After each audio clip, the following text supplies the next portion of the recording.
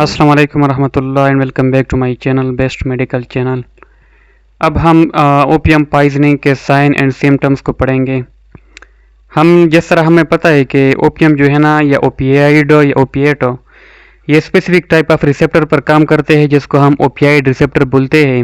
और वो मैंने आप लोगों को बताया था कि 4 टाइप है, और उसके एक होते हैं म्यू, एक होते हैं कापा, एक होता है डेल्टा, और एक नया जो रिसेप्टर डिस्कवर हुआ है वो है ओ एफ क्यू या एन रिसेप्टर। तो जब ये रिसेप्टर पर काम करता है तो इसके नतीजे में ये इनहिबिशन करता है different type of synaptic neurotransmission की सेंट्रल नर्व सिस्टम और पेरिफेरल नर्व सिस्टम में। तो जब ये साइनेप्टिक इनहिबिशन करता है ट्रांसमिशन की, तो उसके नतीजे में सीएनएस डिप्रेशन होता है। तो ये जो है ना, ओपियम डिफरेंट रूट्स के थ्रू हम ले सकते हैं। मोस्ट कॉमनली इसको हम इंट्रावीनसली भी ले सकते हैं। मिसाल के तौर पर जो मेन लाइनिंग है इंट्रावीनसली तौर पर ले सकते हैं। इसके अलावा सबक्यूटेनियसली ले सकते हैं। इसके अलावा कोकेन जो है ना, इसको हम कोकेन स्पीड बॉलिंग एक तरीका है, उसके थ्रू भी हम ले सकते हैं। तो डिफरेंट एडिक्ट्स जो है ना मुख्तलिफ तरीक़ों से लेते हैं इस ओपियम को, या इसके जो डिफरेंट अदर कोकेन वगैरह है और मॉर्फिन, उसको हम डिफरेंट तरीक़ों से लेते हैं। लेकिन इसके जो sign and symptoms of toxicity है वो हम किस तरह होते हैं उसको हम आज डिस्कस करेंगे। तो सबसे पहले हमें फेटल डोज का पता होना चाहिए और फेटल पीरियड का। फेटल डोज जो है ना, ओपियम का फेटल डोज 2 ग्राम है, मॉर्फिन का फेटल डोज 200 मिलीग्राम है, और कोडीन का जो फेटल डोज है वो 50 मिलीग्राम। इसका मतलब यह है कि कोडीन मोस्ट पोटेंट है एज कम्पेयर टू मॉर्फिन, और फिर मॉर्फिन जो है ना वो मोस्ट पोटेंट है एज कम्पेयर टू ओपियम। इस तरह ये इसके फेटल डोज है, और इसका जो फेटल पीरियड है वो है 6 to 12 और। अब हम इसके साइन एंड सिम्टम्स की तरफ आते हैं कि अगर कोई बंदा ओपियम को फेटल डोज में लेता है तो उस पर कौन कौन से सिम्टम्स जाहिर हो सकते हैं। तो इसके जो सिम्टम है इसको हम 3 स्टेजेस में डिवाइड करते हैं। यानी ये ऐसा होता है कि जब कोई ये ओपियम को लेता है तो स्टेजेस होते हैं। पहले उस पर एक स्टेज आता है, फिर दूसरा, फिर तीसरा। इस तरह हम इसके साइन एंड सिम्टम को भी जब स्टडी करते हैं तो उसको डिफरेंट स्टेजेस में स्टडी करते हैं। मिसाल के तौर पर फर्स्ट जो स्टेज है वो है स्टेज ऑफ एक्साइटमेंट, दूसरा जो स्टेज है वो है स्टेज ऑफ स्टोपोर, और तीसरा जो स्टेज है वो है स्टेज ऑफ नार्कोसिस या stage of coma. Stage of excitement, इसमें यह होता है कि ये शॉर्ट ड्यूरेशन ऑफ टाइम, इंतहाई शॉर्ट ड्यूरेशन के लिए होता है, और यहाँ पर सीएनएस की स्टिमुलेशन होती है पहले पहल। जब सीएनएस की स्टिमुलेशन होती है तो बंदे को बहुत खुशी महसूस होती है, जिसको यूफोरिया बोलते हैं। इसके अलावा फ्रीडम ऑफ एंजाइटी, यानी उसको एंजाइटी ख़त्म हो जाती है, वो बहुत बातूनी बन जाता है, और वो अपने साथ हंसता है, लाफर इंक्रीज्ड लाफर उसको हो जाता है। उसको डिफरेंट टाइप ऑफ हालुसिनेशंस महसूस होते हैं, ऑडिटरी, विजुअल। उसके जो फेस है वहाँ पर उसको फ्लशिंग महसूस होती है, वहाँ पर कंजक्टाइवा में भी इंजेक्शन महसूस होते हैं, और उसका जो हार्ट रेट है वो बढ़ जाता है। तो जो पहला स्टेज है वो है स्टेज ऑफ एक्साइटमेंट, जिसमें सीएनएस स्टिमुलेशन होता है, और उसमें जो डिफरेंट सीएनएस स्टिमुलेशन के डिफरेंट साइन सिम्टम है उसको महसूस होते हैं। दूसरा जो स्टेज है वो है स्टेज ऑफ स्टोपोर। स्टोपोर जिसको नेयर अनकॉन्शियसनेस भी बोलते हैं।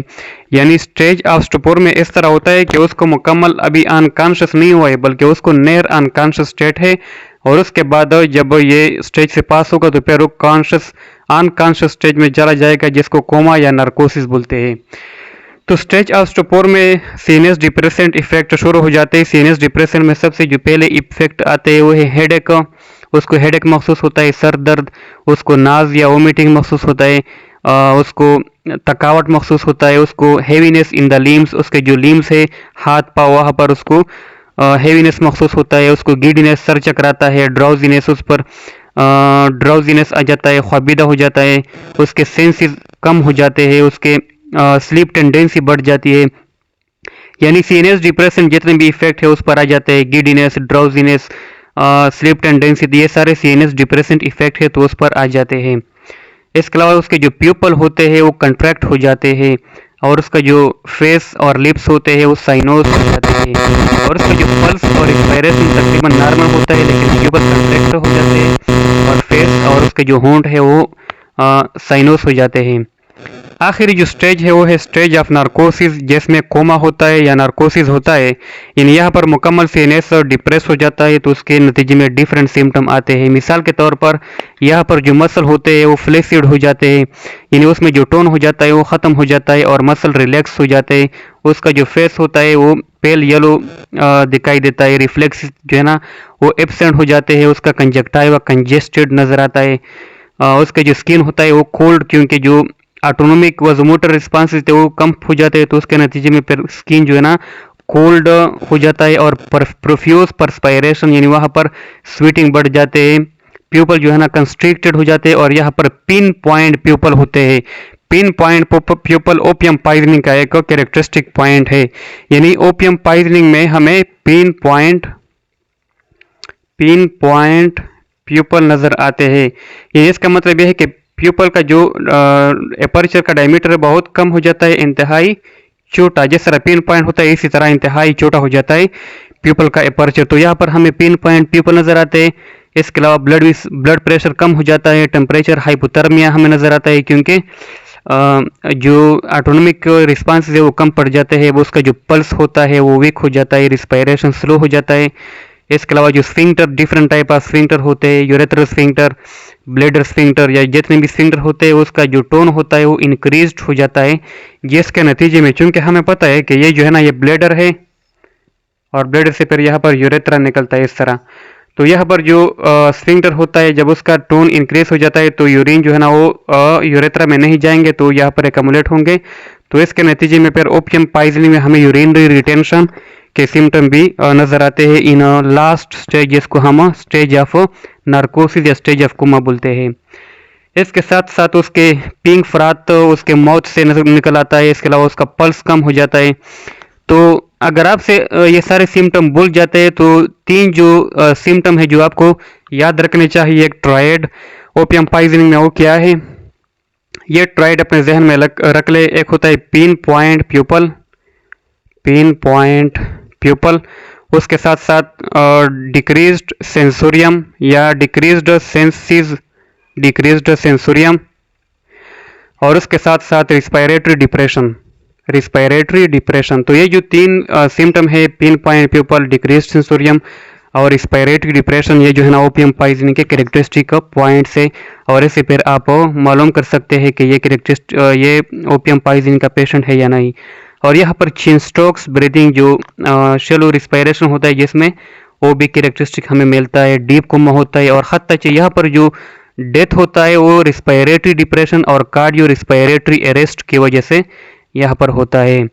इसको जो डिफरेंशियल डायग्नोसिस है तो इंट्राक्रेनियल हेमरेज भी उसमें भी हमें इसी तरह नज़र आता है इस सिम्टम कि वहाँ पर उसके डिफरेंट जो सेंसेस है वगैरह वो कमज़ोर पड़ जाते हैं। उसके जो हाइपोथर्मिया होता है यानी सेरेब्रोवास्कुलर एक्सीडेंट, जो ब्रेन ट्रॉमा हो गया, इंट्राक्रेनियल हेमरेजेस, ब्रेन पेरेन्काइमा में जो डिफरेंट हेमरेजेस होते हैं उसमें भी हमें यही सिम्टम नज़र आते हैं। इसके अलावा पॉइजनिंग, अल्कोहल पॉइजनिंग, बर्बिचुरेट, उसमें भी यही होता है।